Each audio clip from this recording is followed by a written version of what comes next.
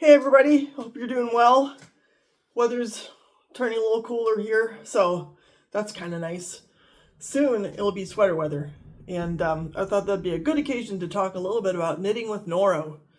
So I have just a couple items to show you. There are more, but I thought this would be a great starting point. So I have this sweater, which I decided to use this variegated Noro yarn, which you can see in primarily shades of green, but with some purples and blues and golds and emeralds mixed in. And I mixed it with the black, which I think is kind of a beautiful, subtle effect.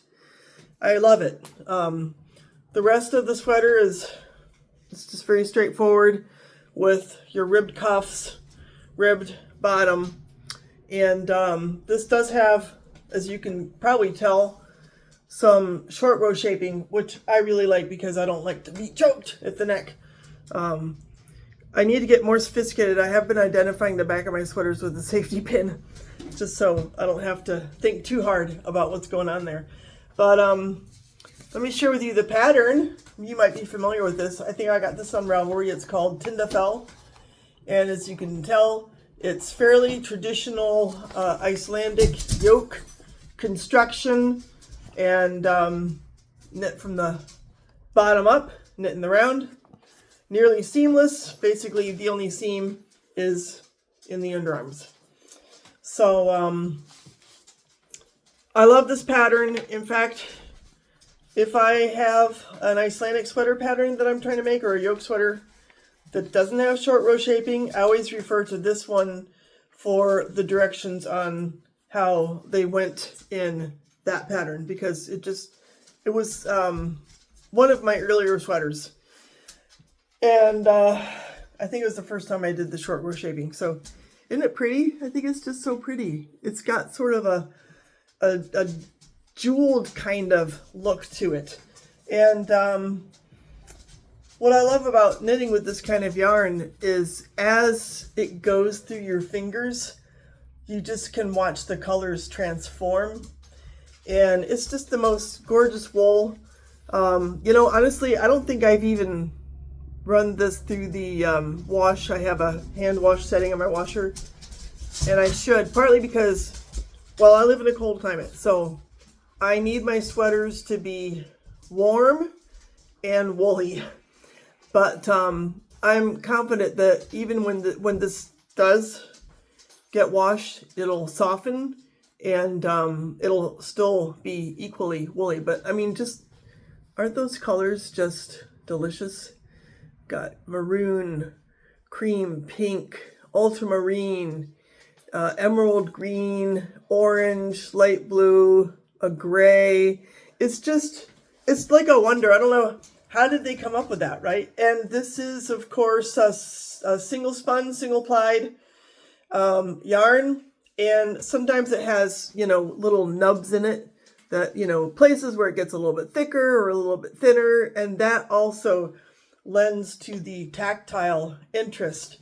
I'd be curious to know what your experience is. Now, I posted on a ball of Noro yarn a week or two ago, and most people were very enthusiastic, but there were like two that said, oh, I hate this yarn because it's scratchy. But, to each his own. But the variations that are incorporated into this yarn make knitting it such an engaging experience. And this is just stockinette, right? I mean, how nice is it that you can have a yarn that turns stockinette, which is inevitably relaxing, into something that's still somehow stimulating? It's like the best of both worlds. So I'm a huge fan of Noro. I've got like 3 more balls. I mean, they're huge, right? They're like $50, but you get just this only took 2. I could make a whole nother sweater. I could do this pattern all over again and have fun just doing it just for kicks. Give it to somebody or something. But I wanted to show you one other finished object made of a different kind of Noro. And this one is a cashmere blend. This is more of a DK. Now, the one I just showed you is, I'm going to call it Aran weight. But this is a thinner weight yarn, and just kind of run that by you there. I wanted to try cables. This is my first time trying them. And obviously for a scarf, they need to be reversible. Aren't those colors just so much fun? So I found a pattern on YouTube. I mean, I just looked up reversible cable scarf, and I literally found a video that shows you all the steps. And once I learned the repeats, it was very easy to complete. It was very relaxing. And again, we have the same beautiful Noro color changes and shifts. And I just love it. This, you can kind of tell, you know, there's a pattern where the orange repeats and then the cream repeats and the blue. And so I think I used up just about the whole wall making this sweater, which is, oh my gosh, it's so soft. This has cashmere, as I said, and it's just, it's like a perfect scarf because it fits right under your coat, you know, just, it feels so nice. Keeps me warm. I mean, I could even wear it in the house, you know. And this pattern is really fun. It's really got wonderful texture. It has almost a medieval serpentine kind of feel to it. So I think my favorite color is this green. I really like this. It's sort of a sea. Look, it matches the wall. This sea green is, I should put it on the cats, right? They would enjoy it.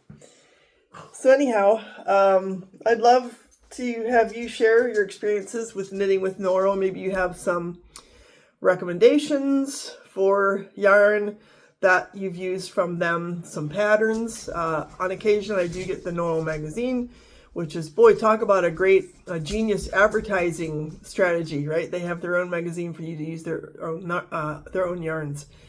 But, you know, this is made in Japan. They really know what they're doing there. They use well-paid workers with high quality machinery and a great deal of artistry. Oh, I'm hoping that's a votive thing. Gorlami! There, that shut her up. Hey, it even matches my shirt. So hopefully Gorlami is giving her vote of enthusiasm here to this endeavor. And it's a pleasure talking to y'all again. Feel free to comment on your experiences with Noro yarn, and I'll check in again soon. Ciao!